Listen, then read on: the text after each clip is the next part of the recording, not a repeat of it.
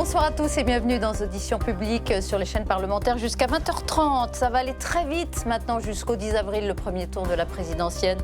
Et il reste 2 mois aux candidats pour s'imposer. De fait, la droite et l'extrême droite occupent le terrain mieux que la gauche, dont les scores restent limités encore dans les intentions de vote. Et pourtant, ce n'est ni l'énergie ni l'optimisme qui manquent à notre invité ce soir. Bonsoir Fabien Roussel.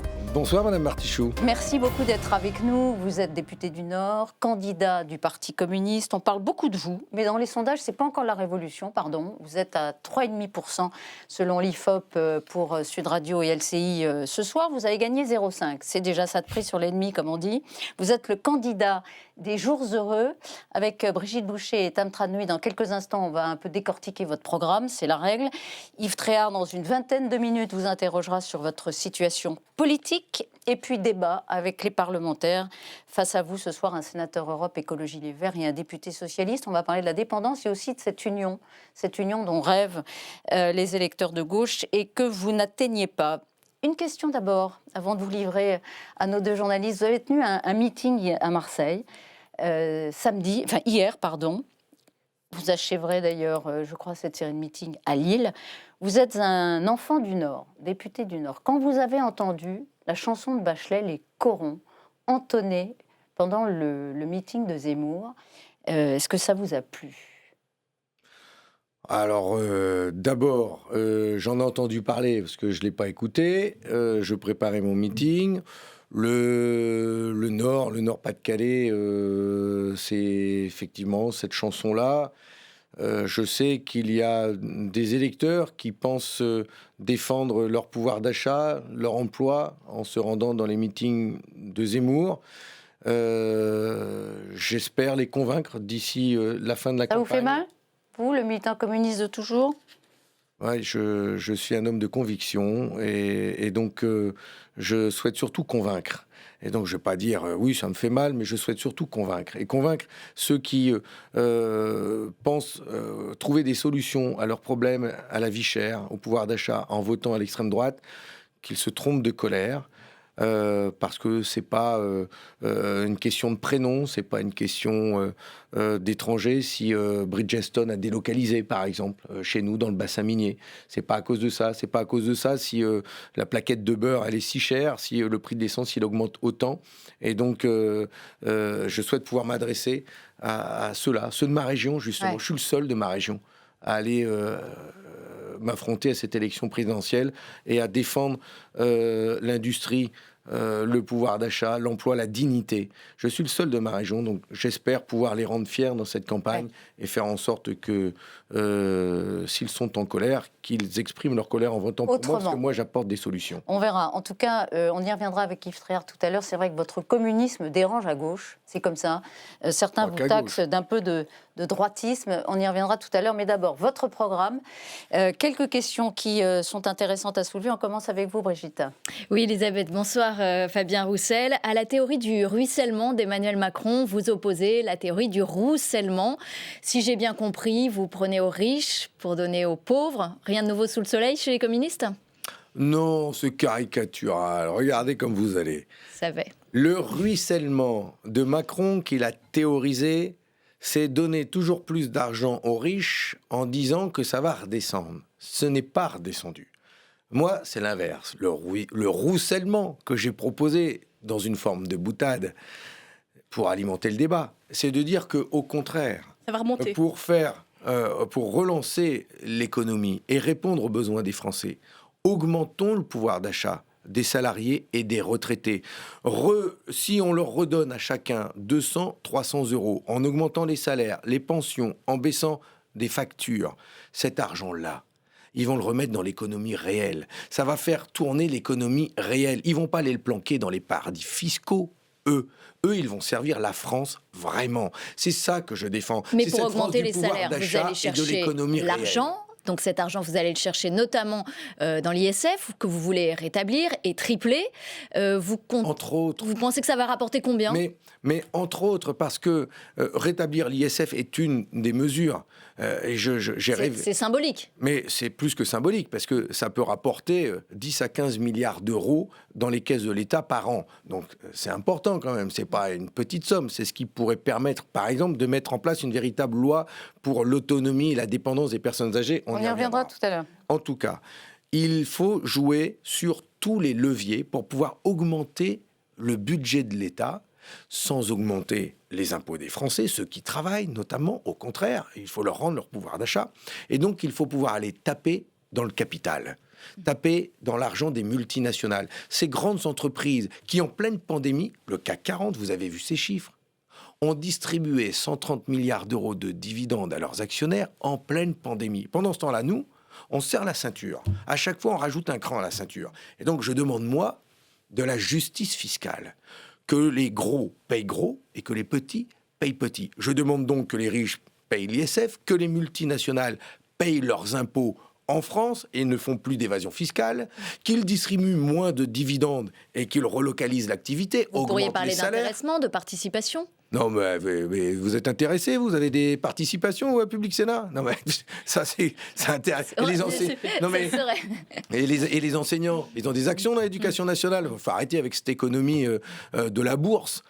Et les salaires, ils seront indexés demain au cours de la bourse. Et donc, chacun va s'auto-exploiter pour... Enfin, l'intéressement et la participation, c'est les profits des entreprises qui reviennent aux salariés. Oui, mais les profits... Des cours de bourse. Bien sûr, mais regardez Total, qui réalise 15 milliards d'euros de bénéfices en 2021, ce même Total, donc qui profite sur le prix du baril et tape dans le porte-monnaie des Français sur le prix de l'essence. Mais moi, je ne demande pas à ce que les salariés de Total soient intéressés sur le prix du baril. Je demande à ce que Total ne distribue pas de dividendes et baisse le prix de l'essence. Alors, on va aller un peu dans le détail. Tout le monde en profitera. Tam. On va continuer à parler de votre programme. Vous avez parlé de créer 15 tranches d'impôts sur le revenu. Donc, j'imagine que les plus riches vont payer plus et les moins riches vont payer moins. Aujourd'hui, un Français sur deux ne paye pas d'impôts. Est-ce que vous faites sortir des Français de l'impôt ou est-ce qu'au contraire, tout le monde doit en payer pour vous? Non, alors, les mêmes nombres de personnes aujourd'hui paieront l'impôt. Donc vous ne faites pas rentrer de nouvelles personnes dans l'impôt sur le revenu? Ce que j'aimerais bien, c'est qu'il y ait plus de Français qui trouvent un travail, qui soit correctement rémunéré, voire même que leur salaire augmente, et que du coup, ils puissent payer un impôt. Ce serait une bonne nouvelle qu'il y ait plus de Français imposables. Enfin, un Français, un salarié qui paye des impôts, ça veut dire qu'il a un bon salaire, et ça veut dire qu'il participe à la vie de la société, à ce qu'on puisse construire des écoles, à ce qu'on puisse construire des hôpitaux, à ce qu'on ne ferme pas des services d'urgence. Donc c'est sain, c'est plutôt bien. Mais vous ne seriez pas favorable à ce qu'on paye 1 euro d'impôt symbolique, par exemple, pour tous les Français? Ça peut être une possibilité. Mais ça, c'est symbolique. On peut tout... c'est un symbole qui peut compter pour contribuer... Oui, d'accord. Mais vous savez, aujourd'hui, le premier impôt en France, à force justement d'avoir défiscalisé les riches, les multinationales, etc., c'est la TVA. Le plus fort impôt aujourd'hui pour le budget de l'État, c'est la TVA. celui qui rapporte le plus. C'est l'impôt le plus injuste. Parce que la TVA... On le paye. Mais bien sûr. Parce que quand on est un retraité qui a 950 euros de pension, sa baguette qu'on achète à 1 euro sur laquelle il y a une TVA élevée, elle ne vaut pas le même prix que celui qui gagne 10 000, 50 000, 100 000 euros par mois. Et ils sont quand même quelques centaines de milliers à avoir ces salaires-là. Et donc, il y a une forme d'injustice avec la TVA. Parce qu'elle pèse différemment quand on a un petit salaire que quand on a un très très gros salaire. Et donc, je suis, moi, pour baisser la TVA sur les produits de première nécessité et rendre l'impôt plus juste en faisant en sorte que le taux marginal, vous le mettez à combien? Ceux qui ont les revenus les plus élevés participent plus au financement de l'État. Le maximum du taux d'imposition, c'est quoi? Le taux minimal de TVA, c'est zéro. Non, on parle de l'impôt sur le revenu. Vous créez plus de tranches d'impôt. Le taux marginal le plus élevé, c'est quoi avec vous? Je ne l'ai pas en tête. Vous m'excuserez. Attendez, aujourd'hui, c'est 45% sur la tranche la plus élevée. Et je crois qu'on le monte. Il y a un niveau qui est c'est 55 ou c'est le niveau qui est juste admis de la moitié des revenus. Il y a une tranche. On a eu un débat qui a été défendu par mon collègue Jean-Paul Dufrègne sur ce sujet et qui fait qu'on arrive à équilibrer l'impôt en baissant l'impôt des tranches les les plus basses, jusqu'à 3 500 € net par mois, les impôts diminueront et au-dessus, les impôts augmenteront. Et c'est de l'ordre de 52 ou 55% d'impôts sur la tranche la plus élevée. Donc il n'y a pas de 75% avec vous. On est riche à partir de combien? Non, parce que ce ne serait pas constitutionnel. Qu'on voulait vous poser. On est riche à partir de quel revenu? Tout dépend de la composition du foyer, et donc un salaire. Prenez un salarié c'est 4 000 € à peu près. Prenez un salarié célibataire. Un ingénieur, un médecin, un cadre, une sage-femme qui a fait 5 ans d'études, s'ils sont rémunérés demain 2 500 €, 3 000 €, 4 000 € même à la fin de leur carrière, ce sont des salaires qui me paraissent tout à fait décents quand on a fait 5 ans, 6 ans d'études et que l'on a des postes à responsabilité comme les leurs. Et donc, la richesse, elle se mesure au niveau de son... le salaire se mesure en fonction de son diplôme, de son ancienneté, de sa responsabilité. Et le problème aujourd'hui, c'est surtout que les salaires sont bas. C'est surtout ça. Vous préférez parler d'essence que de niveau de richesse. La richesse, c'est pas indécent. Mais bien sûr que non. Et c'est pour ça que des salariés qui ont des postes à responsabilité élevés et qui ont des niveaux de diplôme élevés gagnent plus que quelqu'un qui entre dans la vie active sans formation. C'est normal qu'ils gagnent plus. Ce que nous demandons, nous, c'est qu'il n'y ait pas d'écart de salaire supérieur de 1 à 20 entre le plus petit et le plus élevé. Et puis, surtout, je rappelle qu'il y a des fortunes indécentes amassées dans une minorité, parmi une minorité de nos concitoyens. Je pense à ces 358 000 Non, mais juste pour terminer sur cette question... Non, laissez-moi finir là-dessus. Non, c'est moi, juste pour cette... 358 000 foyers. Quand François Hollande avait dit 4 000, vous êtes moins je sais pas, moins idéologue, moins dogmatique ou moins précis que lui. C'est pas mon sujet, Madame Martichoux. Donc vous ne voulez pas aller sur ce terrain-là, ça vous intéresse pas? Non, c'est pas mon sujet. Non, mon sujet... Non, froisser quiconque en donnant un barème. Je vais vous dire mon chiffre, moi. 358 000 foyers qui ont un patrimoine de 1028 milliards d'euros. C'est ceux-là, moi, qui me préoccupent. Comment se fait-il que 358 000 foyers aient un patrimoine de 1028 milliards d'euros et le patrimoine moyen, en gros, c'est 4 millions? Enfin, voilà, ça, ce sont des échelles de valeur. Alors, vous voyez qu'un cadre...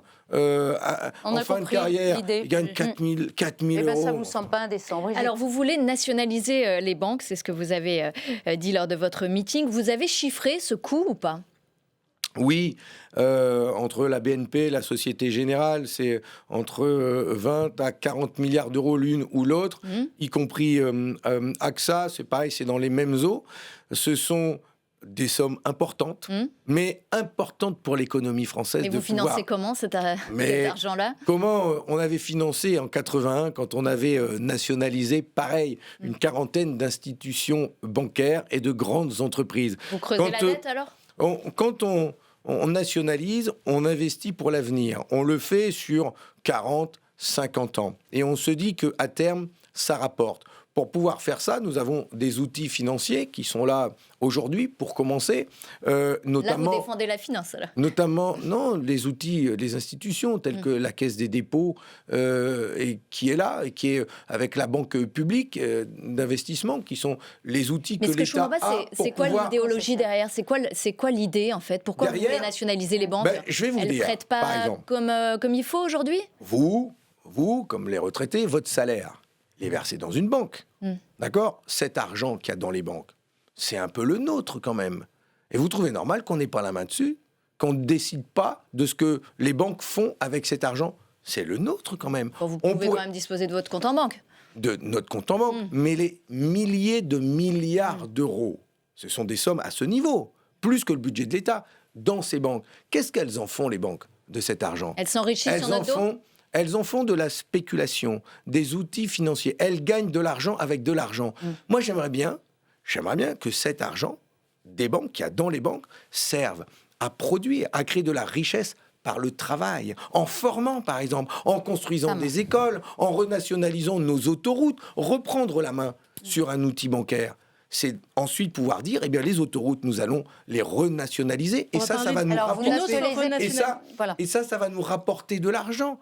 Ce qui coûte cher aujourd'hui, c'est pas d'augmenter les salaires. Ce qui coûte cher, c'est d'avoir privatisé EDF. Alors justement, une question. Et qui fait que les salaires et les péages. Une question sur EDF. Vous parlez de renationaliser EDF, mais qu'est-ce que ça va changer alors qu'aujourd'hui, EDF reste une entreprise publique, que l'État possède toujours 84% d'EDF. Vraiment, sur le fond, qu'est-ce que ça change ? D'abord, de retrouver un contrôle à 100% public, ça coûtera donc 4 milliards d'euros, de passer de 84% à 100%, d'intégrer Engie dedans pour toute la filière gaz, distribution notamment, et de transformer EDF, non pas en société anonyme, mais en EPIC, pour avoir un outil...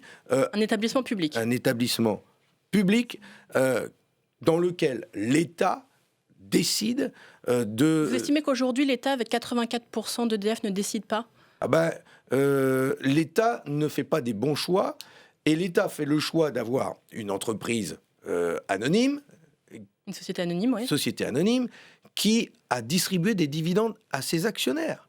Mais dont l'État d'ailleurs, l'État alors que nous, EDF. mais qui ne sert pas à investir. Nous, ce que nous voulons, qui ne sert pas à investir dans l'énergie.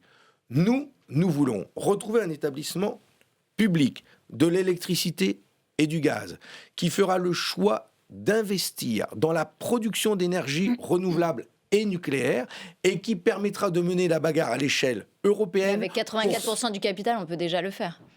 Mais aujourd'hui, l'État ne le fait pas. Voilà. Donc ce qui compte, c'est retrouver 100% de marge de manœuvre et avoir un État qui fait le choix, lui, de fixer les tarifs, L'État et de a forcé baisser EDF les factures. à vendre à bas prix son énergie pour financer justement c'est pour la ça baisse des d'ailleurs que je carburants. dis... L'État peut très bien forcer EDF s'il en a envie. C'est pour ça que c'est important de changer de gouvernement et de changer de chef d'État et d'avoir un chef d'État. Mais c'est pas la nationalisation qui change tellement les choses finalement. Mais je le dis. L'État peut forcer de la même façon. Mais je le dis aussi. Je ne suis pas de ceux qui disent qu'il faut tout nationaliser. Je suis de ceux qui disent qu'il faut pouvoir aussi donner plus de droits d'intervention aux salariés dans les entreprises, que eux aussi participent au choix. Allez, il reste quelques minutes seulement. Donc on avance. Notamment, je pense aux barrages hydrauliques, ceux dont les concessions vont se renouveler et qui risquent d'être vendus au privé. Et donc, les salariés nous alertent là-dessus. Oui. Et il nous faut donner plus de pouvoir aux salariés parce qu'effectivement, on ne sait pas qui va diriger demain l'État. Concernant EDF, vous avez parlé de nucléaire tout à l'heure. Est-ce que le rachat des activités nucléaires de GE par EDF, c'est une bonne chose ? Est-ce que c'est le retour à la maison ? Oui, c'est ce que nous demandions. C'est d'ailleurs la politique du zigzag de M. Macron, un coup dans le zig, un coup dans le zag. Un coup dans le zig, c'est quand il vend Alstom à General Electric, et le coup dans le zag, c'est quand il se dit « Oups, j'ai fait une boulette, je vois le nucléaire partir chez les Américains, je rapatrie ». Quel terrible gâchis immense, avec des milliers de salariés qui ont été mis à la porte, qu'il faut aller reconquérir si demain on veut investir dans le nucléaire. Véritablement, c'est un amateur en la matière. Je le regrette parce que les salariés, là, encore une fois, sont venus manifester dès 2017 aux portes de l'Assemblée nationale pour dénoncer ce qu'a fait Macron, conseiller de Hollande. C'est lui qui a fait cette... Macron président fait mieux. Mais après, quel gâchis! Mais après combien d'erreurs, d'atermoiements et quel gâchis financier, industriel. Ah oui, c'est de l'amateurisme. Ce qu'il a fait en l'espace de 7 ans, parce qu'il était conseiller de Hollande, quand, contre l'avis d'Arnaud Montebourg, il a fait le choix de conseiller au président Hollande de vendre la branche énergie d'Alstom, pour aujourd'hui se rendre compte qu'on perd notre souveraineté en matière d'outils nucléaires, et que tout compte fait, il faut le racheter. Enfin, oui, c'est de l'amateurisme. Enfin, vous l'appelez ça comment ? Comment voulez-vous que les Français aient confiance après, quand vous avez des responsables politiques qui retournent leur veste comme ça ? Vous l'avez dit tout à l'heure, vous défendez le travail, et pourtant vous voulez qu'on travaille moins, 32 heures. C'est pas contradictoire ? Eh bien non, parce que je souhaite que l'on puisse travailler moins, travailler mieux et travailler tous. D'abord sur les 32 heures. Je le mets en débat et sous une forme de proposition à construire dans les filières, notamment où les métiers sont pénibles. Mais c'est le dialogue social, alors. C'est pas imposé par... C'est par le dialogue social. Par une loi comme le fut les 35 heures. C'est des référendums d'entreprise ? Ça devra se construire avec les salariés, avec le monde Et économique. à l'échelle de l'entreprise ou des Par filières? branche, par Par filière, en commençant par les plus pénibles, pour redonner de l'attractivité à des professions. Ça doit s'accompagner d'un plan de formation à côté, parce qu'il ne s'agit pas de dire on passe à 32 heures et on n'arrive pas à embaucher parce qu'on n'a pas les salariés formés pour pouvoir travailler. Ça veut dire mettre en place des mesures d'accompagnement de nos entreprises. Je l'ai dit hier dans mon discours, je reviendrai dans d'autres meetings, que nous voulons, je souhaite accompagner nos PME, nos commerçants, nos entreprises, pour qu'ils puissent accompagner cette réduction du temps de travail, et ça se fera dans le dialogue, parce que je rencontre trop de salariés, beaucoup de salariés, pas de trop, beaucoup de salariés, qui veulent retrouver du sens au travail, qui veulent s'épanouir au travail, qui veulent aimer aller travailler, qui veulent être heureux au travail. Est-ce que ça, c'est pas possible? Est-ce qu'on est obligé de souffrir? Non, Enfin, mais en réduisant le temps, on ne règle pas le problème du sens, on l'évite. Oui, mais on peut travailler mieux et se sentir plus à l'aise dans son boulot. Et Madame Martichoux, enfin vous faites les matinales le matin et vous faites les soirées à Public Sénat. Vous faites des journées de 15 heures. J'ai de la chance d'aimer mon travail et d'avoir un métier passionnant. Enfin, vous c'est pensez pas le sujet. J'ai de la chance. Pas le sujet. Je me dis déjà, quand je vous vois tôt le matin, tard le soir, je me dis... c'est gentil. Cette compassion me touche. C'est terrible. Tam, on a une question encore sur ce qui a marqué votre campagne. Oui, une question autour de propos que vous avez eus, où vous avez dit beaucoup, vous aimiez la bonne viande, le bon fromage. Et Sandrine Rousseau sur LCP, dans l'émission Politique à table, présentée par Brigitte ici présente, a répété qu'elle préférait, elle, le couscous à votre bonne viande et votre bon fromage. Est-ce que vous lui dites merci à Sandrine Rousseau à chaque fois qu'elle vous critique? Est-ce que c'est pas de la pub pour vous à chaque fois? Je dirais qu'au contraire, elle donne une mauvaise image de ce que nous, à gauche, nous devrions représenter, gauche écologiste. Parce que je considère que quand on est du côté du peuple et quand on le défend, quand on défend le monde ouvrier, le monde enseignant, le monde hospitalier, tout cela, eh bien, ils ont le droit à bien manger. Ils ont le droit au bon et au beau, comme je dis, parce que je parle aussi de l'accès à la culture. Et je vois pas plus pourquoi... inclusif de dire qu'on aime aussi le couscous, le plat préféré des Français, c'est un faux débat. Mais bien sûr. Et dans le couscous, on a besoin d'avoir une bonne viande qui soit pas importée. On n'a pas besoin d'avoir de l'agneau néo-zélandais. On a besoin d'avoir un bon mouton issu des élevages français. On doit défendre une viande qui a été élevée sur des prairies, dans des espaces ouverts, et pas enfermés, et pas importés. Et donc que ce soit du couscous, de la paella, dans lequel il y a des crevettes, mais aussi du poulet, que ce soit vous rapprochez une de bonne Sandrine Rousseau, entrecôte. dangereusement. Non, mais j'ai jamais été sur ce terrain. Mais enfin, comme si, surtout nous, qui sommes le parti de la fête de l'humanité, où on partage l'agneau, l'entrecôte, mais aussi le kebab du Parti communiste libanais. Non, mais enfin, la gastronomie et l'art de vivre française, qui d'autre pour mieux la défendre que nous, parce que nous la faisons vivre partout et tout le temps. Merci Brigitte, merci Tam. Ce que vous voulez dire, Tam, c'est que ça vous a fait quand même bonne pub. Ça aurait été, à votre corps défendant peut-être, un marqueur de votre campagne. Merci à vous, merci à toutes les deux. Avant d'accueillir Yves Tréhard, oui, c'est le jeu. Vous le jouez pas mal, semble-t-il. On va retrouver Vincent Roux. Vincent Roux en direct du Figaro Live. Bonsoir, mon cher Vincent.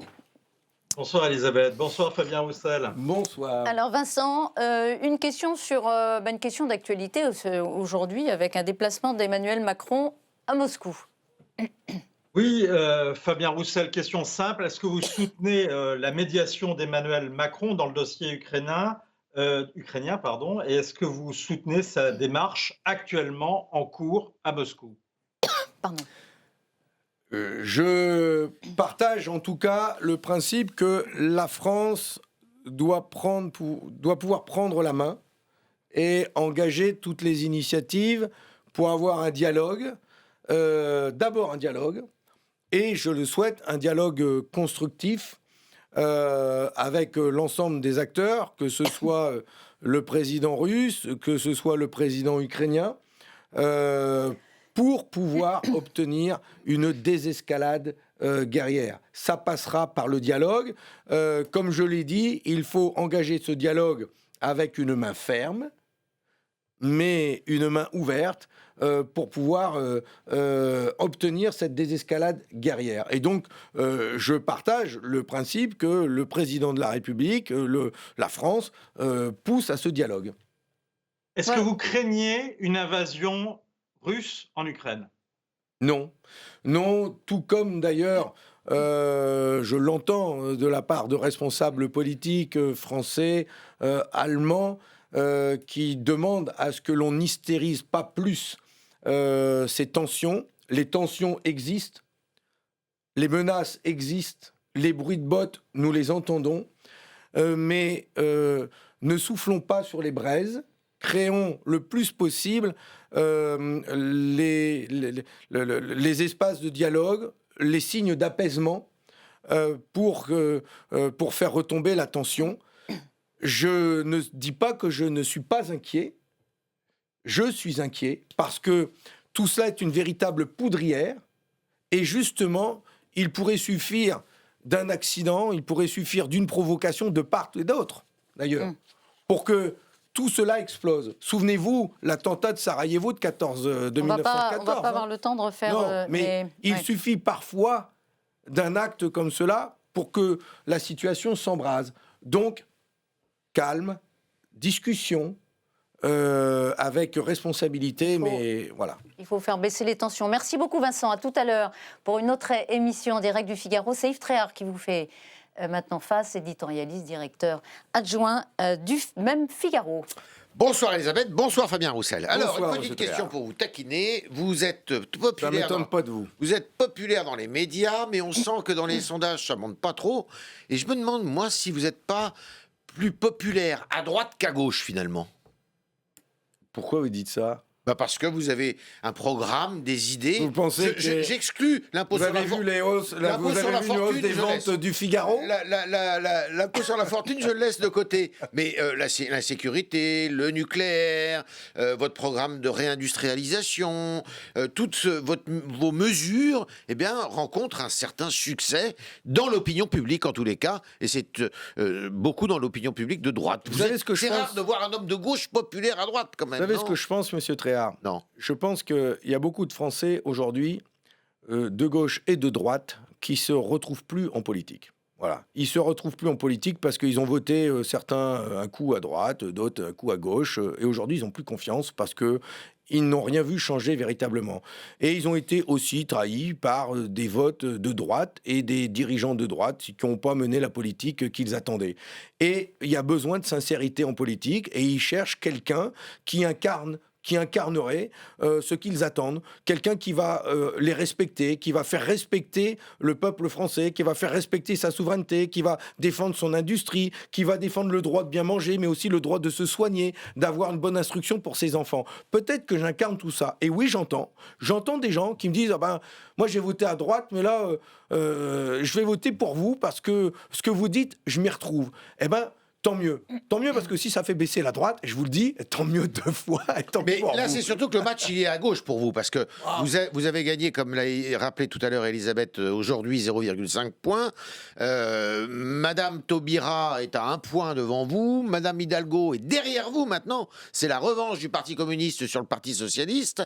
Est-ce que vous avez comme objectif de dépasser les 5%?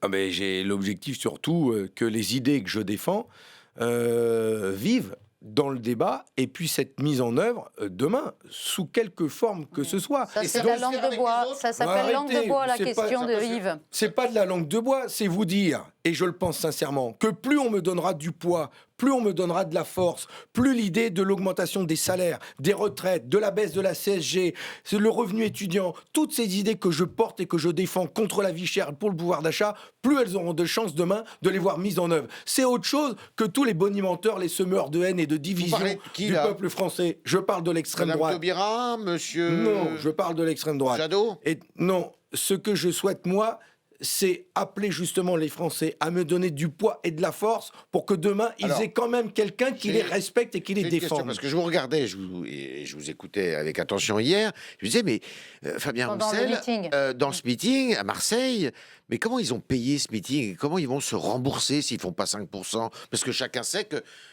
jusqu'à 5%, vous êtes remboursé à hauteur de 850 000 € pour toute la campagne. Mais si vous dépassez les 5%, on prend en charge une grande partie de vos frais de campagne. Comment vous faites? D'abord, nous faisons une campagne modeste qui sera certainement une des campagnes avec les budgets les plus modestes parmi tous les autres. Ouais. Parce que nous n'avons effectivement pas les moyens qu'ont les autres forces politiques. Mais ça nous permet quand même de louer ces halls d'exposition, de tenir des meetings avec quelques milliers de personnes. Je remercie, je le salue, parce que le fait que des médias retransmettent ces meetings, c'est important, parce qu'on est en période de pandémie, et on voit bien que le débat politique, il va être plus dur à se faire, et c'est bien que les Français, de chez eux, puissent assister à des grands meetings, quels qu'ils soient d'ailleurs. Donc c'est important. Maintenant, vous me dites, comment on va les rembourser? Forcément, si je fais plus que 5, ce que je souhaite, nous serons donc remboursés de cette campagne. Sinon, vous en serez sinon, c'est tout. Nous lançons déjà aujourd'hui des souscriptions. Nous, ça repose sur le soutien des personnes qui apportent une contribution, même modeste. Et c'est comme ça qu'on finance notre campagne. Vous avez la garantie d'avoir vos signatures, vos parrainages? Je pense que nous les aurons, oui, parce que d'ailleurs, je le vois avec ceux qui ont décidé de l'accorder leur parrainage à ma candidature. Ce qui me fait plaisir, c'est d'avoir des signatures nouvelles de maires, de la ruralité, sans étiquette, et qui certainement doivent se retrouver dans les propos que j'ai tenus. Je suis un grand défenseur de la commune et de la ruralité, et donc... le Parti communiste recrute. Vous en êtes à combien, pardon? Je vous avoue que je n'ai pas fait le point aujourd'hui. J'étais à 159 la semaine dernière. 159 Conseil constitutionnel ou promesses? Non, Conseil constitutionnel. Non, les promesses. C'est des promesses. Moi, je suis comme Thomas, comme ça, je crois, ce que je vois. Voyez. Et donc, j'attends de les avoir. Est-ce qu'il y a un mot d'ordre que vous avez passé aux élus communistes, cette fois, estampillés et encartés communistes, pour dire non, pas de signature, pas de parrainage pour Jean-Luc Mélenchon? Non, je n'ai pas dit ça. Je l'ai dit à personne. Personne ne vous dira que je l'ai dit, d'ailleurs. Parce que c'est pas comme ça que ça fonctionne chez nous. Vous savez, quand je défends la démocratie, c'est valable pour mon pays et c'est valable pour mon parti aussi. Et donc, chacun est libre. Chacun est libre d'accorder son parrainage. Bien sûr, nous sommes une formation politique. Et donc, on se dit qu'à l'intérieur d'une formation, après... Toutes ces mois de débat que nous avons eus, nous avons fait un choix. On s'attend à ce que tous ensemble, on se retrouve derrière ce choix. Et donc, on compte sur le fait qu'on soit tous unis, et le plus possible. Sauf que nous, on ne peut pas s'unir avec vous quand on est de gauche. Parce que vous êtes pro-nucléaire. Tous les autres candidats de gauche sont anti-nucléaires. Ça, c'est vrai. Ça, c'est un handicap pour vous, d'une certaine façon. C'est une grande sincérité, de votre part. C'est aussi un souci industriel peut-être méritoire aux yeux de beaucoup, mais les autres, ils ne peuvent pas s'allier avec vous. Vous avez raison, c'est une grande différence que j'ai avec tous les autres candidats à gauche, mais c'est parce que très tôt, j'ai dit que la question de l'énergie est fondamentale pour reconstruire la France. En ce moment. Non, mais c'est fondamental pour reconstruire la France, mais pour obtenir une France décarbonée. Une France décarbonée en 2050. Celle qui réussira à se passer des énergies fossiles. Le gaz, le charbon et le fioul. Aujourd'hui, ça représente 60% de notre consommation d'énergie, les énergies fossiles. Donc si demain, on veut s'en passer, il va bien falloir remplacer ces 60% par de l'énergie électrique. Donc il faut produire plus d'électricité.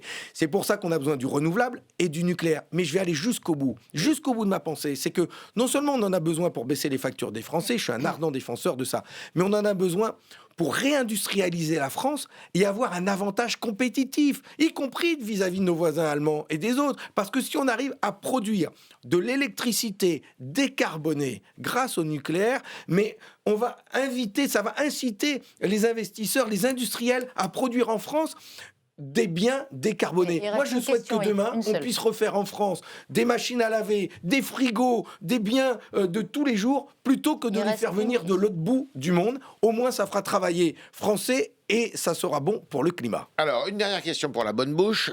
Un deuxième tour, Le Pen, Macron, vous votez qui? Mais je l'ai déjà dit, soit tout plein. J'ai déjà dit que nous laisserons jamais l'extrême droite mettre la main sur la République. Macron C'est peut notre compter histoire. C'est non. Non, ce que je souhaite, c'est qu'aujourd'hui, vous voyez les sondages qui met Macron à 25%, ce que ça me fait dire, c'est qu'il y en a 75% qui n'en veulent plus de ce président de la République. Ce que je souhaite, c'est qu'on arrive à s'unir et à faire en sorte que demain, il n'y ait ni Macron, ni Le Pen au second tour. Et ça, c'est le plus beau Mais vous défi. êtes clair sur votre positionnement en cas de duel Oui, Macron, je l'ai Le Pen. dit. Non, mais tout oui, le monde n'a pas cette clarté, oui, mais vous le dites. Moi, je l'ai. J'ai mais pas entendu ça de Jean-Luc Mélenchon, vous Voilà. voyez, par exemple. C'est une différence de plus. Il faudra faire Alors, un jour la liste quand même. Merci Yves. On va revenir sur une autre Merci. différence. Tant pis. Toujours avec Jean-Luc Mélenchon. Avant d'accueillir les deux parlementaires, merci beaucoup Yves Tra. Merci à vous. À la semaine prochaine. Vous avez peut-être vu ou entendu parler de ce reportage sur M6. Vous savez que la question identitaire est centrale aujourd'hui dans le débat français. À juste raison ou pas, avec le pouvoir d'achat, quand même. Il y a une angoisse. Je sais pas, qui est je le vois pas dans les sondages. Non, vous ne le voyez Martichoux, pas. hein. Non, mais sortez-moi des sondages où on dit la question identitaire, elle est dans le top 3. Allez, montrez-les-moi, je ne les ai Alors, pas vus. J'en ai pas vu beaucoup. On pourrait invoquer les intentions de vote, pour l'instant, qui vont sur le camp de l'extrême droite, qui c'est autre chose. traduisent quand même ces intentions de vote, une certaine peut-être inquiétude ou angoisse. En tout cas, ce reportage sur l'islamisme à Roubaix a été qualifié de reportage et d'enquête malhonnête par Jean-Luc Mélenchon. Est-ce que vous avez aussi les mêmes préventions à l'égard de ce type d'enquête? Est-ce que vous dites c'est malhonnête, on ne devrait pas montrer ça dans le fond? Enfin, d'abord, je respecte le travail de la presse. Je le respecte trop pour pour critiquer le travail de journaliste. Après, on est d'accord, on n'est pas d'accord. Ce qui a été montré à travers cette enquête existe, c'est la réalité, c'est tout. Ça révèle un climat, ça révèle ce type de commerce. Et en même temps, il y a d'autres reportages, et il faudrait peut-être en faire d'autres pour compenser, mais montrer aussi toute la richesse qu'il y a à Roubaix, richesse de la vie associative, de tous ceux qui Mais dans le fond, s'émènent est-ce pour la que vous êtes culture, vous dites c'est pour pas cette mon ville qui est sujet, tellement riche mais est-ce que et ça je vous connais. inquiète quand même? Est-ce Mais que la alors, ce qui question me de préoccupe, l'islamisme effectivement, vous inquiète? Mais bien sûr En France. que ça m'inquiète, et j'ai eu l'occasion de le dire à de nombreuses reprises, et y compris hier donc dans ce discours, car il y a dans notre pays des réseaux mafieux, intégristes, islamistes, mais pas de la religion, de ceux qui ont un projet de société politique que moi je qualifie de fasciste et dangereux.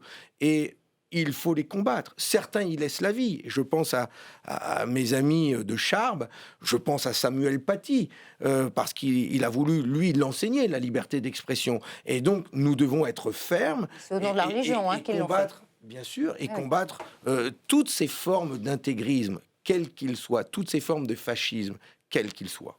Merci pour cette réponse. Je vous présente face à vous deux parlementaires. Gérard Le Seul, bonsoir. Député socialiste et apparenté de Seine-Maritime. Thomas Dossus, sénateur du groupe Écologie, Solidarité et Territoire. On parlait de la dépendance.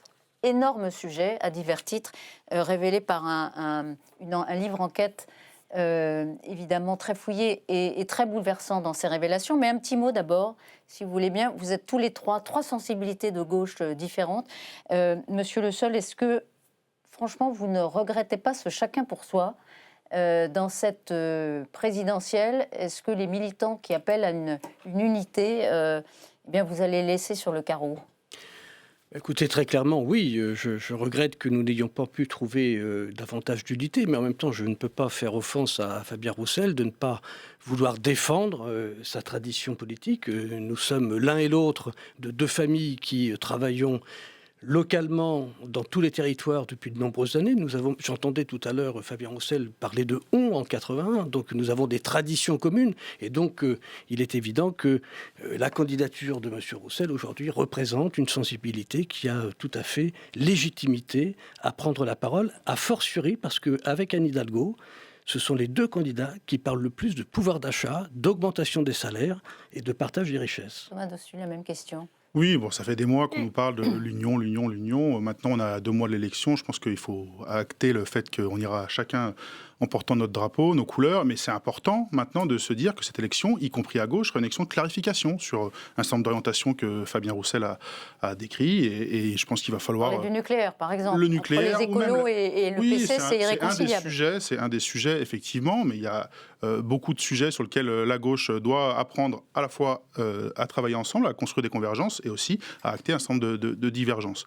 Moi, ce que je regrette maintenant, c'est que le niveau de la campagne, parfois celle de M. Roussel, tombe un peu dans la caricature, notamment vis-à-vis des écologistes et vis-à-vis de certaines mesures. Vous faites allusion à quoi ? Je vais prendre un exemple très concret. La semaine dernière, sur Public Sénat, j'ai entendu une déclaration de M. Roussel qui nous dit... Il est là, vous pouvez lui parler.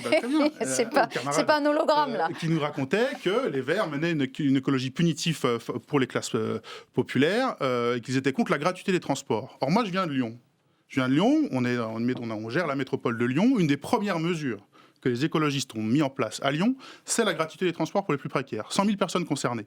Donc je ne me reconnais pas dans la description que fait Fabien Roussel de l'écologie politique qui est portée par Europe Écologie Verts et par un certain nombre de communistes. On travaille ensemble à la métropole de Lyon, à la ville de Lyon. Donc on travaille ensemble sur des projets qui sont de l'écologie, qui parlent à toutes et à tous. Fabien Roussel. Mais je suis très content que les Verts soutiennent les propositions que nous défendons dans les métropoles de la gratuité des transports collectifs. Et nous les défendons depuis longtemps. Parfois, nous n'y arrivons pas. Et parfois, justement, parce que dans le premier tour des élections, on présente nos candidats, on défend ces propositions.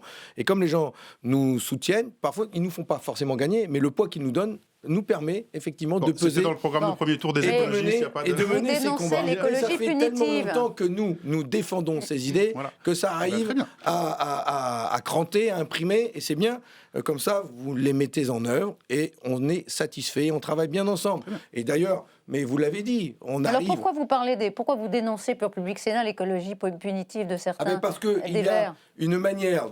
une manière de défendre l'écologie aujourd'hui qui se fait contre l'intérêt des classes populaires et qui tape dans le porte-monnaie des Français. Et donc, moi, c'est cette forme d'écologie-là que je ne partage pas. Je considère que nous sommes dans la décennie où nous devons profondément changer notre modèle économique, que nous devons changer nos modes de transport, nos modes de consommation, nos modes de production, et que ça ne doit pas se faire contre les catégories populaires, on doit le faire ensemble. Par exemple, la question de la voiture, elle est importante dans les 45 grandes métropoles de France, avec les fameuses zones à faible émission, les ZFE. Eh bien, aujourd'hui, 10 millions d'automobilistes vont être privés de rentrer dans ces grandes métropoles parce qu'elles auront un véhicule polluant de critères 3, 4, 5. Ce que je demande, ce n'est pas de supprimer ces ZFE. Ce que je demande, c'est de pouvoir lutter pour la qualité de l'air, contre la pollution, mais pas en tapant sur les automobilistes, en leur permettant d'avoir des véhicules propres. Et donc, c'est une prime à la conversion. Je ne suis pas anti-voiture. Et en leur permettant d'avoir accès à des transports publics gratuits pour tout le monde, et pas seulement pour les précaires. Pour tout le monde, gratuit pour tous. Les transports gratuits pour tout le monde, ça favorise les plus riches. Parce que où sont les transports en commun maintenant ? Ils sont en plein cœur de ville. Où est-ce qu'il faut investir ? Dans les banlieues. Et c'est ce que nous faisons sur la métropole de Lyon. On a doublé le budget d'investissement dans les transports en commun. Donc là-dessus, il n'y a aucun hiatus entre nous. Sur les ZFE, moi je vais être très clair. La pollution actuellement, ça frappe beaucoup plus fortement les classes populaires que les centres-villes. Donc il faut aussi accompagner le changement de transport des banlieues, des quartiers populaires, etc. Et c'est pas en remplaçant une voiture par une voiture. C'est en accompagnant tout un bouquet de mobilité différent dans ces quartiers-là. Vous l'avez dit. On ne vous mettra pas d'accord. Gérard Russel. Je veux moins de voitures. Effectivement, je veux moins de voitures parce que la voiture individuelle, actuellement, ce n'est pas un modèle optimal de déplacement. Pardonnez-moi, chers collègues, mais je pense que, y compris l'attaque que vous venez de faire auprès du candidat Fabien Roussel, puisque vous êtes candidat à la présidentielle, témoigne d'une certaine agressivité de la campagne. Je pense que finalement, nous avons des points de convergence et nous avons à ce point des points de convergence que nous gérons des communes ensemble et de grandes agglomérations ensemble. Et il conviendrait donc peut-être davantage de trouver et d'exprimer les points de convergence comme le font des candidats. Et je pense à Anne Hidalgo qui, en l'occurrence, tente cette conciliation permanente puisqu'elle gère aussi une municipalité d'union avec des écologistes et avec le Parti communiste, avec succès. Donc je pense que dans cette campagne, Tout à l'heure, j'entendais le candidat Roussel dire qu'il y avait suffisamment d'extrémisme qui s'exprimait. Je pense qu'il faut que nous ayons tous des positions apaisées, constructives, et ne pas se jeter tel petit mot qui a été prononcé par l'un ou par l'autre. Alors, Gérard Le Seul, gardez la parole. On va parler de la dépendance. C'est vrai que le livre Les Fossoyeurs de Vincent Castanet a révélé des pratiques, si elles sont avérées, absolument scandaleuses dans des établissements gérés par une marque qui s'appelle Orpea. Évidemment, beaucoup d'émotions, et ça pose des questions sur le modèle même de la prise en charge de la dépendance. Gérard Le Seul, est-ce qu'il faut continuer à confier au privé une partie de cette prise en charge de nos personnes âgées qui manquent d'autonomie? Est-ce que la solution, c'est de le rapatrier tous ces établissements dans le public? Est-ce que c'est ça la solution, ou est-ce que les enjeux sont beaucoup plus importants que cela? Et j'aimerais que vous en discutiez évidemment avec Fabien Roussel. Écoutez, très clairement, entre le public et le privé, il existe un privé non lucratif. Il y a des établissements qui aujourd'hui sont gérés par la mutualité, par des grandes mutuelles, par des grandes associations, qui ont des mécanismes de fonctionnement beaucoup plus vertueux et qui donnent, on va dire, la participation, qui acceptent la participation, qui sollicitent la participation des patients, des familles, et qui a une certaine forme finalement de cogestion. Je ne dis pas qu'il ne faut pas non plus contrôler l'ensemble de ces établissements, il faut contrôler tous les établissements EHPAD, quelle que soit la nature juridique. C'est le contrôle ou c'est le statut de l'entreprise? Je pense qu'effectivement, un statut à but lucratif, c'est-à-dire dégager de l'excédent et se partager l'excédent sous forme de dividendes, c'est amoral.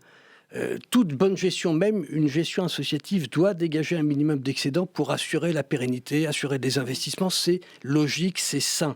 Par contre, toute la question, c'est que fait-on de l'excédent? Si c'est pour les distribuer parce qu'on est coté en bourse, oui, c'est un côté totalement amoral aujourd'hui dans la gestion de nos aînés. Bien sûr. Un secteur privé, mais à but non lucratif. Je partage. C'est pas seulement ça.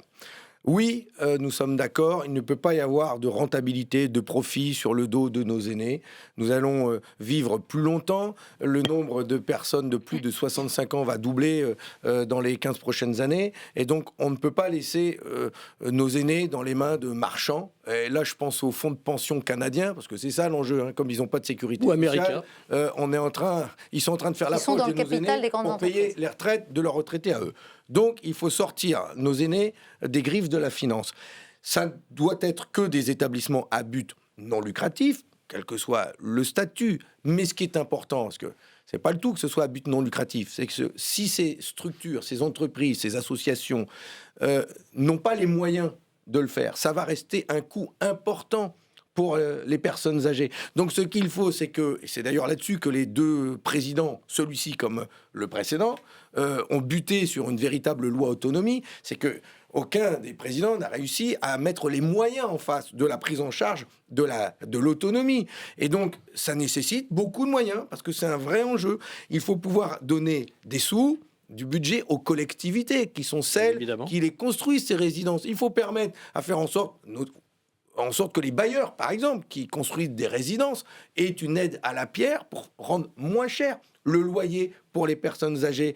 Et puis, faire en sorte que nos retraités aient plus de sous aussi. Sinon, il y a une inégalité qui est terrible. Un retraité qui se retrouve avec une pension de 950 € par mois, comment il fait quand le revenu, le loyer moyen, vous êtes élu, vous faites quoi? C'est pas possible. Alors, vous êtes élu, vous faites quoi? Une grande loi de quoi? Je sors nos retraités, je les protège pour faire en sorte qu'ils ne dépendent plus donc de fonds privés et de ces grands groupes comme Korian et Orpea. Je crée un grand ministère des seniors. Il y a une période de transition, parce qu'il y a quand même 20% des personnes qui sont je mets en place un service public du grand âge avec une loi pour la dépendance et un investissement de 13 milliards d'euros.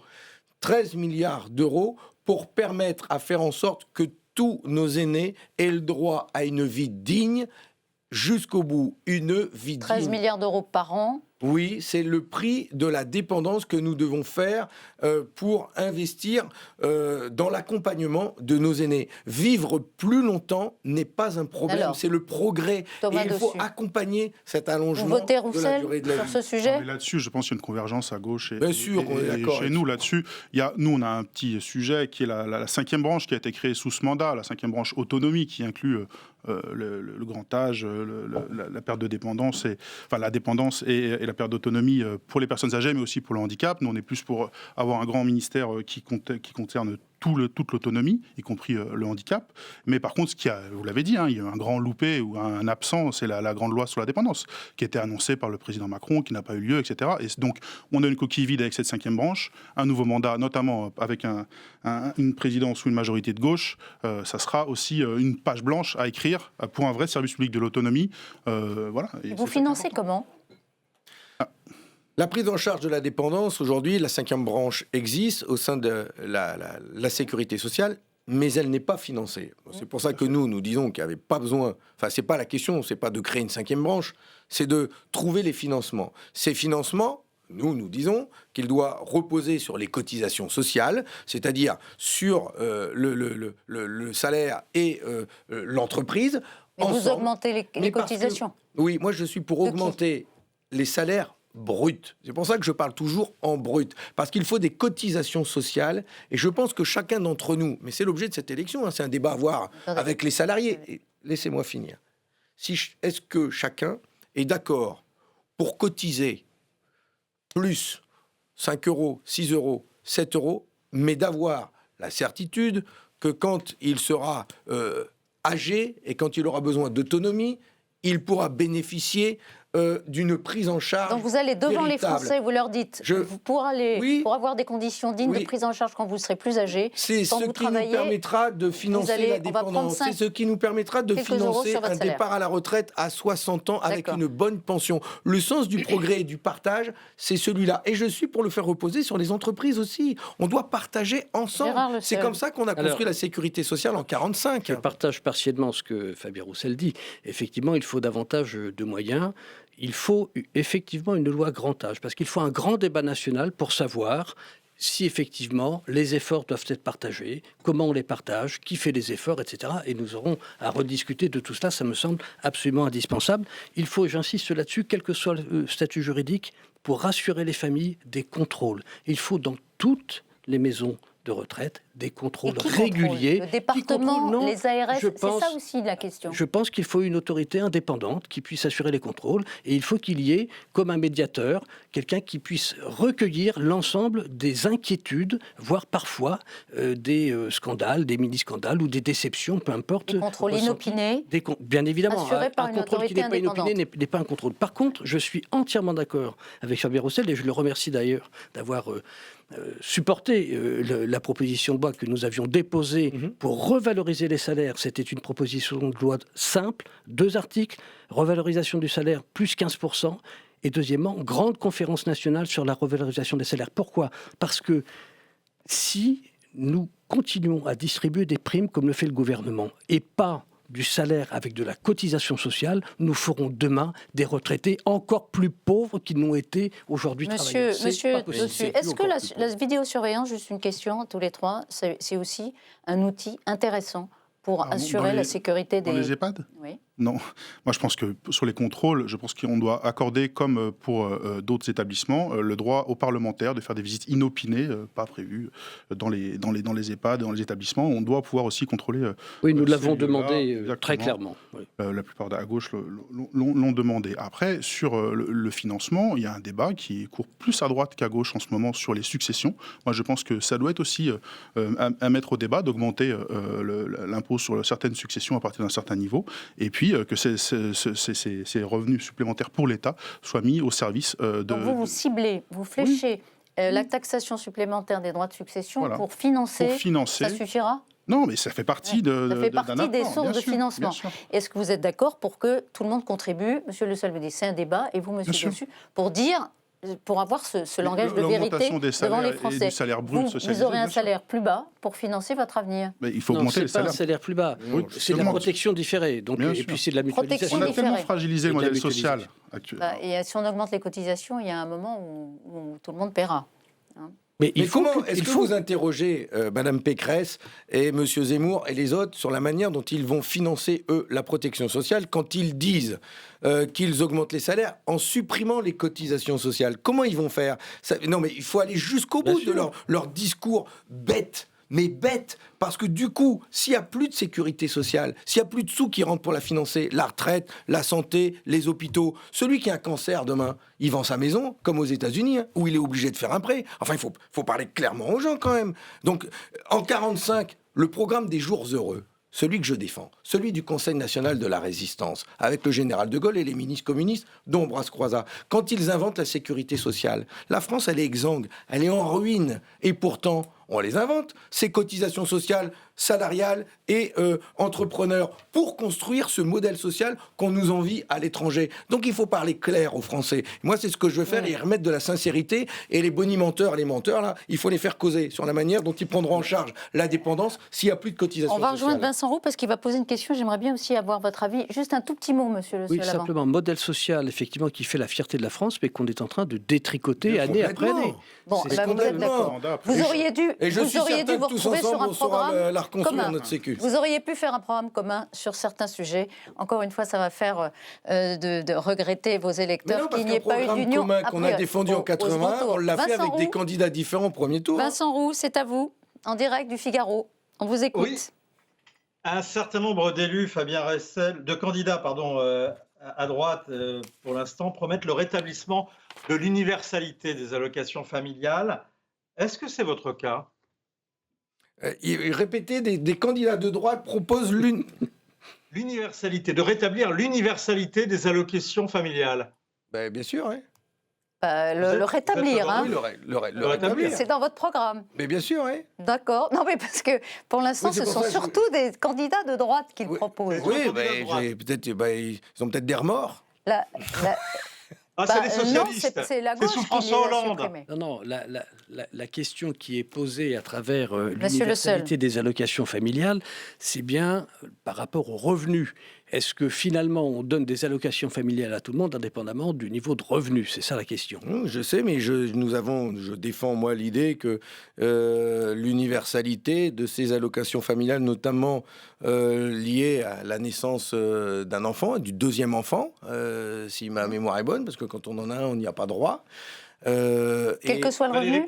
Et effectivement, propose de les verser dès le premier enfant. Et je partage aussi cette proposition que nous soutenons. Et pour moi, il n'y a pas de problème à ce que ce soit universel, parce que de l'autre côté, je triplerai l'impôt de solidarité sur la fortune. Je triplerai l'ISF. Donc, les grandes fortunes paieront, ils participeront au financement du budget de l'État, de notre protection sociale. Il y aura plus de cotisations sur les plus riches, sur ces grandes entreprises, et donc on aura les moyens de financer l'universalité des allocations familiales. Vincent, vous avez votre réponse? Oui, et si vous êtes élu député et pas président de la République, ça peut arriver, Fabien Roussel, mais si vous êtes réélu député, est-ce que vous voterez en deuxième lecture la proposition de loi qui a été votée par les centristes, qui a été votée en première lecture au Sénat, qui rétablit cette universalité des allocations familiales? Oui, je pense. C'est le col. Là, c'est le col. Personnellement, je viens de vous dire mon avis. Oui. Moi, j'y suis favorable. Donc sur ce sujet, moi, oui.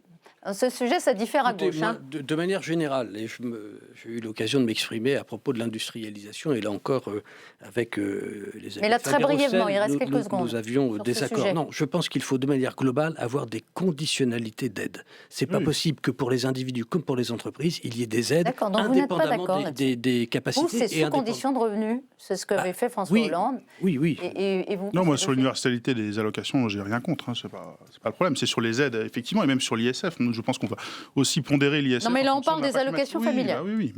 Écoutez, c'est nouveau. Ça vient de sortir. Vous êtes en tout cas tous les deux d'accord pour l'universalité, le retour à l'universalité des allocations historique, dans notre combat. Politique nataliste. Merci infiniment, Monsieur Le Seul et Monsieur Dossier, d'avoir été avec nous ce soir. Merci Vincent.